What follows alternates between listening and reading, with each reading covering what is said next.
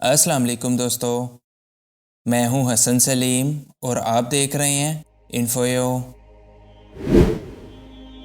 یہ اس وقت کی بات ہے کہ جب نبی کریم صلی اللہ علیہ وآلہ وسلم کو اس دنیا سے رحلت فرمائے ہوئے ابھی 50 سال ہی گزرے تھے کہ سن 61 ہجری میں موجودہ عراق کے شہر کوفہ سے کچھ فاصلے پر کربلا کے میدان میں لشکر یزید نے حضرت امام حسین کو سجدے کی حالت میں شہید کر دیا۔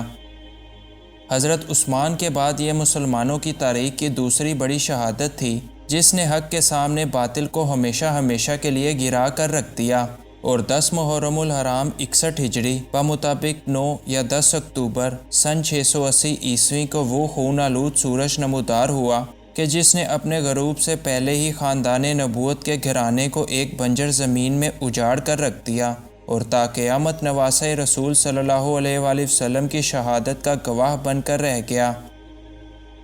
واقعہ کربلا کیا تھا اور اس کا تاریخی پس منظر کیا ہے؟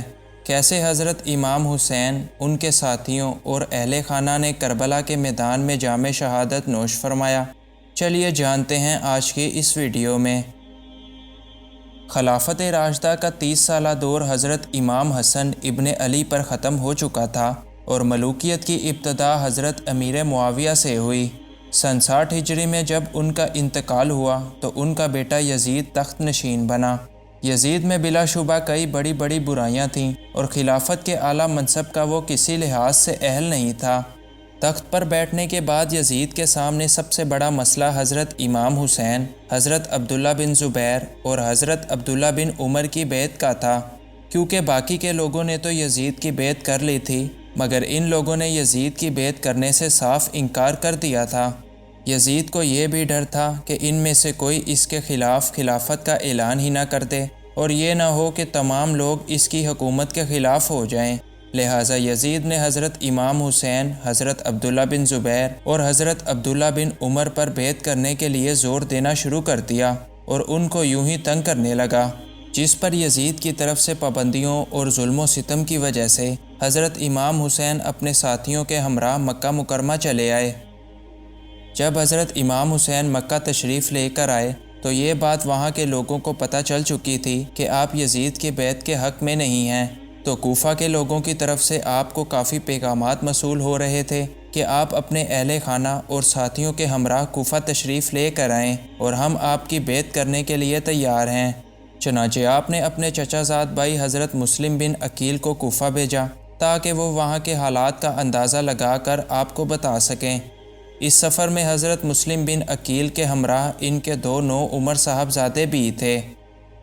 جب حضرت مسلم بن عقیل کوفہ پہنچے تو ہزاروں کوفیوں نے آپ کے ہاتھ پر بیعت کر لی، جس میں لمحہ بلمحہ مسلسل اضافہ ہو رہا تھا۔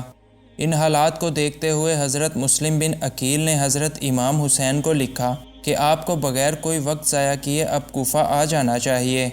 کوفہ کے ان بدلتے حالات کی خبر جب یزید کو ہوئی تو اس نے عبید بن زیاد کو کوفہ کا گورنر مقرر کر دیا، جو اپنے بڑے لشکر کے ساتھ کوفہ کی طرف روانہ ہوا۔ اہل کوفہ نے عبید بن زیاد کی آمد پر یہ سمجھا کہ شاید حضرت امام حسین تشریف لائے ہیں۔ انہوں نے اس کے لیے مرحبا کے نعرے لگائے اور اس کے پیچھے چل پڑے۔ اگلے دن عبید بن زیاد نے کوفہ والوں کو جمع کیا اور ان کو یزید کے ظلم و ستم سے ڈراتے ہوئے حضرت امام حسین کی حمایت سے ہاتھ کھینچ لینے کو کہا، جس کے بعد اہل کوفہ، جو کہ حضرت امام حسین کے لیے جان تک دینے کے دعوے کر رہے تھے، انہوں نے آپ کا ساتھ چھوڑ دیا اور حضرت مسلم بن عقیل کوفہ میں بالکل تنہا رہ گئے، یہاں تک کہ آپ کو اپنی جان بچانے کے لیے ایک بڑھیا کے گھر میں پناہ حاصل کرنا پڑی۔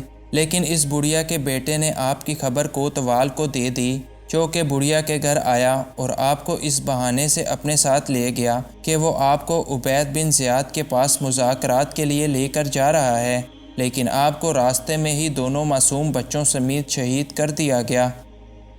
ادھر حضرت امام حسین نے مثبت پیغام ملنے پر کوفہ کی طرف سفر کرنے کی تیاریاں شروع کر دیں اور آپ اپنے اہل خانہ اور دیگر ساتھیوں سمیت کوفہ کی طرف نکل پڑے۔ جب آپ کا قافلہ کوفہ کے قریب پہنچا تو یزیدی لشکر نے آپ کا راستہ روک لیا، جس پر آپ نے فرمایا کہ میں تو تم لوگوں کے بلانے پر ہی یہاں آیا ہوں، اور اگر اب تم لوگوں کو گوارا نہیں تو میں واپس چلا جاتا ہوں۔ جس کے بعد حضرت امام حسین نے اپنا رخ بدل لیا اور مقام کربلا جا پہنچے۔ وہاں آپ نے لوگوں کو خیمے گاڑنے کا حکم دیا اور وہیں پر قیام کر لیا۔ اس کے بعد یزیدی فوج نے بھی میدان کربلا کی طرف پہنچنا شروع کیا، جس کی قیادت ابن سعد کے سپرد تھی۔ یزیدی فوج نے حضرت امام حسین اور ان کے ساتھیوں کا وہیں پر محاصرہ کر لیا اور آپ لوگوں سے یزید کی بیعت کرنے کا اصرار کرتے رہے، لیکن حضرت امام حسین اور ان کے ساتھی اس بیعت سے مسلسل انکار کرتے رہے۔ دن یوں ہی گزرتے گئے اور 7 محرم الحرام کو یزیدی فوج نے حضرت امام حسین اور ان کے ساتھیوں پر دریائے فرات کا پانی بند کر دیا۔ تمام جوانوں نے تو اس پیاس کی شدت کو برداشت کر لیا، لیکن بچوں کو بھلا کون سمجھاتا۔ معصوم علی اصغر کے رونے کو برداشت نہ کرتے ہوئے حضرت عباس پانی لینے کے لیے نکل پڑے اور تیروں سے چھلنی جب زخمی حالت میں پانی کے ساتھ واپس آئے تو یزیدی فوج سے آنے والے ایک تیر نے معصوم علی اصغر کو بھی چھلنی کر دیا۔ اسی طرح 2 دن ایسے ہی بری حالت میں گزر گئے اور 10 محرم الحرام یعنی عاشورہ کے دن باقاعدہ طور پر لڑائی کا آغاز ہو گیا۔ ایک طرف ایک بہت بڑی تعداد میں یزیدی لشکر اور دوسری طرف خاندان اہل بیت جو کہ مٹھی بھر تھے۔ حضرت امام حسین نے اپنے ساتھیوں سے کہا کہ اگر کوئی یہاں سے جانا چاہے تو وہ بے شک چلا جائے، اس پر کوئی حرج نہیں ہے، لیکن آپ کے ساتھیوں نے ہر حال میں آپ کا ساتھ دینے کا وعدہ کیا، جس کے بعد ایک زبردست لڑائی کا آغاز ہوا اور دوپہر ڈھلنے تک آپ کے کئی وفادار جام شہادت نوش کر چکے تھے۔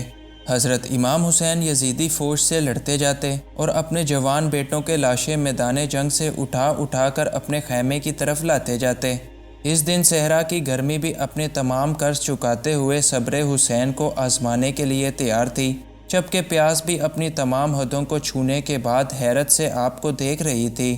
لیکن حضرت امام حسین قیامت کی اس گھڑی میں بھی صبر و استقامت کے ساتھ یزیدی فوج کے ساتھ مقابلے میں مصروف تھے۔ چنانچہ آپ کربلا کے میدان میں اتر گئے اور جس سمت بھی رخ کیا یزیدی فوج کی صفیں الٹ کر رکھ دیں۔ حضرت امام حسین کی اس قدر بہادری کو دیکھ کر یزیدی فوج یہاں وہاں پر بھاگنے لگی۔ فوج کا سپہ سالار شمر یہ دیکھ کر فوجیوں پر چیختے چلاتے ہوئے ان پر غصہ کرنے لگا۔ وہ جان چکا تھا کہ قوت حیدری کے سامنے اس کے ساتھیوں کا کوئی بس نہیں ہے، لہٰذا اس نے اپنی فوج کو اکٹھا کر کے حکم دیا کہ سب لوگ اکٹھے ہو کر ایک ساتھ اس مرد میدان کو زیر کرنے کی کوشش کرو۔ جنگ کے آخری لمحات تھے اور حسین ابن حیدر ہر قدم پر یہ ثابت کر رہے تھے کہ باطل خواہ تعداد میں کتنا ہی زیادہ کیوں نہ ہو لیکن حق کے سامنے نہیں ٹک سکتا۔ یوں ہی کربلا کی لڑائی اپنے زور و شور پر تھی کہ نماز عصر کا وقت ہو گیا۔ حضرت امام حسین نے زخمی حالت میں جنگ کا میدان چھوڑا اور اپنے رب کے آگے سجدہ سجور ہو گئے، اور یہی وہ لمحات تھے کہ جس کو شمر نے غنیمت جانا اور آگے بڑھ کر آپ کی گردن مبارک پر وار کرتے ہوئے آپ کو شہید کر دیا۔ اس کے بعد آپ کے سر مبارک کو نیزے پر بلند کیا گیا اور اس وقت بھی آپ کی زبان اطہر تلاوت قرآن پاک میں مشغول تھی۔ کربلا کی اس جنگ کے دوران صرف ایک مرد یعنی حضرت امام زین العابدین جو کہ بیمار تھے، صرف وہی زندہ بچے۔ باقی تمام ساتھیوں نے اس جنگ میں جام شہادت نوش فرمایا، جبکہ خواتین کی قیادت حضرت زینب کے سپرد تھی۔ تمام خواتین اور بچوں کو یزیدی فوج نے اپنا قیدی بنا لیا اور ان کو میدان کربلا سے دمشق کی طرف لے کر جایا گیا۔ دمشق کے لوگ نہیں جانتے تھے کہ یہ لوگ کون ہیں، بلکہ اہل دمشق کو تو یہ بتایا گیا تھا کہ یہ حکومت کے کچھ باغی ہیں جن کو قتل کر دیا گیا ہے اور باقی کے لوگوں کو قیدی بنا لیا گیا ہے۔ لوگ اس قافلے کو دیکھنے کے لیے اپنے گھروں کی چھتوں پر جمع ہو گئے اور دمشق کی گلیوں سے گزرتے ہوئے اس قافلے کو یزید کے دربار میں لے کر جایا گیا، جہاں آل رسول پر ظلم و ستم کا یہ سلسلہ کئی عرصہ تک یوں ہی چلتا رہا۔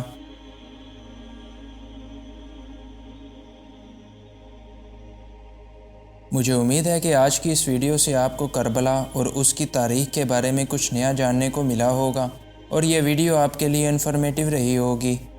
اگر یہ ویڈیو آپ کو پسند آئی تو اس کو لائک کیجئے اور اس طرح کی مزید ویڈیوز کے لیے اس چینل کو سبسکرائب کیجئے۔ Thanks for watching this video. اللہ حافظ۔